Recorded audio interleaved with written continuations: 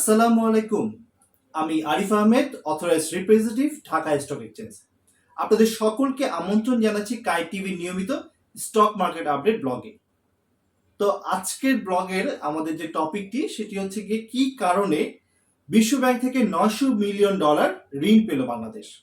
আসলে আমরা খুব সম্প্রতি জেনেছি যে গত শুক্রবার অর্থাৎ 21 জুন 2024 তারিখে আসলে এই নিউজটি আমাদের গণমাধ্যমগুলোতে এসছে যে আমরা কিন্তু বাংলাদেশ কিন্তু $900 মিলিয়ন পাচ্ছি বা বিশ্ব ব্যাংক থেকে। তো আসলে বিশ্ব ব্যাংক থেকে কি কারণে পাচ্ছি, আর আসলে এই যেই আর্থিক ঋণটা দেওয়া হলো, এই ঋণটা মূলত কোন কোন খাতে যাবে, যতদূর আমরা জেনেছি যে বিশ্ব ব্যাংক কিন্তু বাংলাদেশের দুটি প্রকল্পে এই ঋণ হিসেবে $900 মিলিয়ন দিয়েছে।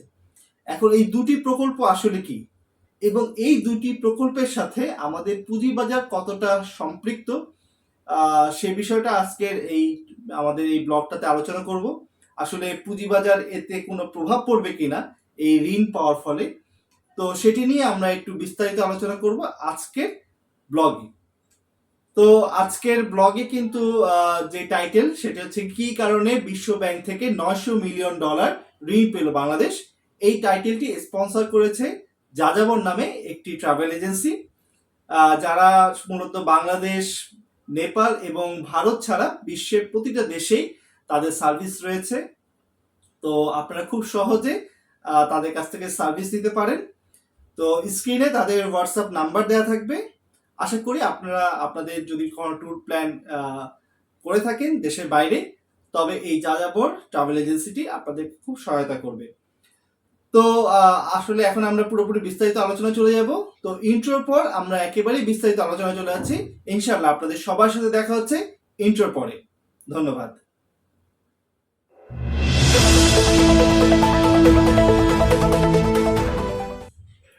অসংখ্য ধন্যবাদ আমার ইউটিউব চ্যানেল অথবা আমার ফেসবুক পেজ কাই টিভিতে আসার জন্য। যদি এই মুহূর্তে আপনি আমার ফেসবুক পেজে দেখতে থাকেন তবে অবশ্যই আমার এই পেজটাকে ফলো দিয়ে রাখবেন, আর যদি ইউটিউব চ্যানেলে দেখতে থাকেন তবে অবশ্যই চ্যানেলটিকে সাবস্ক্রাইব করে রাখবেন। তো একেবারে আমরা মূল টপিকে চলে যাই যে আসলে কি কারণে বিশ্ব ব্যাংক থেকে $900 বিলিয়ন ঋণ পেল বাংলাদেশ ব্যাংক। আসলে এটি কিন্তু অর্থের হিসাবে বেশ একটা বড় অঙ্ক। আসলে আমরা জানি যে আমাদের কিন্তু আসলে এর আগে $400 বিলিয়ন কিন্তু অলরেডি আমাদের ঘরে উঠেছে। এখন কিন্তু বাকি $500, আসলে $500 বিলিয়ন আমরা পেতে যাচ্ছি সামনে। তো বিশ্ব ব্যাংক বাংলাদেশের দুই প্রকল্পে ঋণ দিয়েছে $900 বিলিয়ন। আর এই যে $900 বিলিয়ন দেওয়া হলো, এটি কিন্তু মূলত দুটি প্রকল্পের মধ্যে ভাগ করে দেওয়া হয়েছে। তো গতকাল 21 জুন শুক্রবার বিশ্ব ব্যাংকে সংবাদ বিজ্ঞপ্তিতে এই তথ্য জানা গেছে। বিজ্ঞপ্তিতে বলা হয় বিশ্ব ব্যাংকের নির্বাহী পরিচালকদের বোর্ড গতকাল এই ঋণের অনুমোদন দেয়। বাংলাদেশ ও ভুটান বিশ্ব ব্যাংকের কান্ট্রি ডিরেক্টর আব্দুল্লাহ শেখ বলেন, প্রয়োজনীয় সংস্কারগুলো বাংলাদেশকে প্রবৃদ্ধি ধারা বজায় রাখতে এবং জলবায়ু পরিবর্তন ও অন্যান্য সংকট মোকাবেলায় এটি সহায়তা করবে। অর্থাৎ এই যে ঋণটা দেওয়া হচ্ছে সেটি কিন্তু এই দুটি ধাপে। তার ভাষ্য মতে নতুন অর্থায়ন বাংলাদেশকে দুটি গুরুত্বপূর্ণ ক্ষেত্রে সহায়তা করবে। একটি হচ্ছে আর্থিক খাত ও নগর ব্যবস্থাপনা এবং অন্যটি হচ্ছে উচ্চ মধ্যম আয়ের দেশের লক্ষ্যমাত্রা অর্জনের জন্য। তো এখানে কিন্তু বিষয়টা একেবারেই ক্লিয়ার হয়ে গেল যে প্রথম যেই খাতটির কথা বলা হচ্ছে সেটি হচ্ছে আর্থিক খাত ও নগর ব্যবস্থাপনা, এবং অন্য যেটি রয়েছে সেটি হচ্ছে উচ্চ মধ্যম আয়ের দেশের লক্ষ্যমাত্রা অর্জনের জন্য।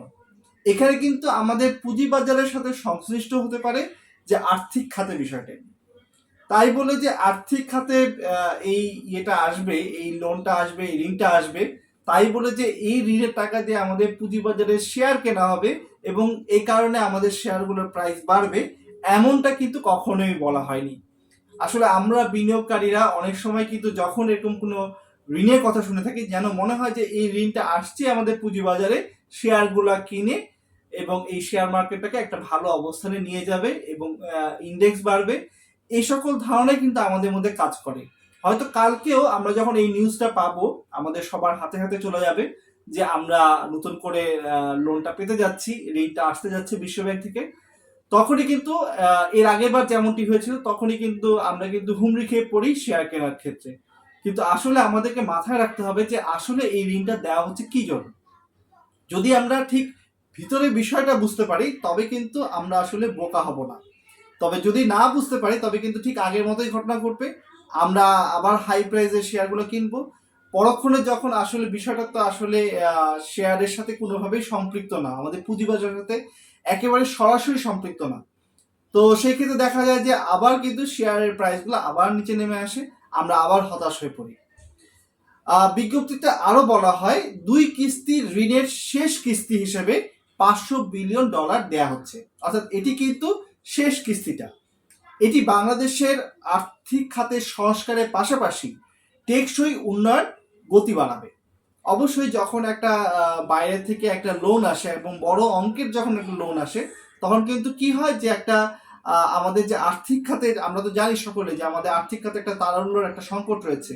তো সেই তারল্য সংকটে কিন্তু একটা বড় ভূমিকা পালন করে এই সকল বড় ঋণগুলো। তো এবারও ঠিক সেই কাজটাই হবে, সেই জিনিসটাই হবে। তবে যেটি বলছিলাম সেটি হচ্ছে কি আসলে এই পুঁজিবাজারের জন্য যে এই লোনটা আসছে, এই ঋণটা আসছে তা কিন্তু একেবারেই বলা যাবে না। এছাড়া জলবায়ু পরিবর্তন সহ ভবিষ্যতে যে কোনো দুর্যোগ মোকাবেলায় সহায়তা করবে এই ঋণটি। অর্থাৎ আমরা জানি যে আসলে আমাদের দেশটি একটা বদ্বীপ এবং আমাদের দেশের উপর দিয়ে কিন্তু নানান সময় নানান রকম জলবায়ু পরিবর্তনের ফলে বিভিন্ন রকম আমরা দুর্যোগ দেখে থাকি এবং এই দুর্যোগগুলোর একটা বড় অংশ কিন্তু আমাদের সুন্দরবন আমাদের প্রোটেক্ট করে থাকে, আমাদেরকে আসলে একেবারেই মায়ের মতন আগলে রাখে, যে কারণে আমরা কিন্তু অনেকটাই আমরা সেভ হয়ে যাই। তবে এই জলবায়ু পরিবর্তনের ফলে যে সকল সমস্যাগুলো, যে দুর্যোগগুলো আসছে সেই দুর্যোগগুলো কিন্তু মোকাবেলা করার জন্য এই ঋণটা ব্যবহার করা যাবে। তো এই ছিল মূলত এই বিশ্ব ব্যাংক থেকে যে দ্বিতীয় যে কিস্তির ঋণটা আমরা পেতে যাচ্ছি এবং এটি কিন্তু মাথায় রাখতে হবে এটা আমাদের শেষ কিস্তি। অর্থাৎ টোটাল যে $900 বিলিয়ন ছিল তার মধ্যে $400 বিলিয়ন তো আমরা আগেই পেয়েছি এবং পরবর্তীতে আমাদের এই $500 বিলিয়ন আমরা পেতে যাচ্ছি।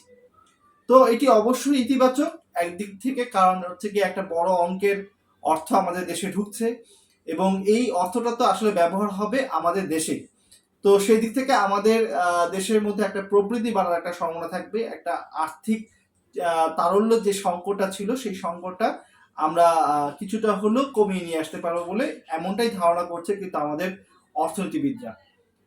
তো আশা রাখি আমাদের অর্থনীতি যদি সামনের দিকে এগিয়ে যায় তবে অবশ্যই পুঁজিবাজার এই অর্থনীতির বাইরে কিছু না, বরঞ্চ অর্থনীতির একটা মেরুদণ্ডই হচ্ছে আমাদের আসলে পুঁজিবাজার। ঠিক তেমনটা যদি ধরা হয়ে থাকে তবে অবশ্যই পুঁজিবাজারও উপকৃত হবে একেবারেই একটা বড় দৃষ্টিকোণ থেকে। তো এইভাবে আমাদের দেশের অর্থনীতি যেভাবে এগিয়ে যাবে আমাদের পুঁজিবাজারও সামনের দিকে এগিয়ে যাবে এমনটাই প্রত্যাশা করব। এমন প্রত্যাশা রেখেই আসলে আমাদের সামনের সপ্তাহটা আমরা শুরু করতে চাই। তো আজকের মতন আমার এই ব্লগটা এখানেই শেষ করছি। নিশ্চয়ই খুব অল্প সময়ের মধ্যে আপনাদের সাথে আবার দেখা হবে স্টক মার্কেট যে কোনো আপডেট নিয়ে। ততক্ষণ ভালো থাকবেন, সুস্থ থাকবেন এবং আমার পরিবারের জন্য দোয়া করবেন। আল্লাহ হাফেজ।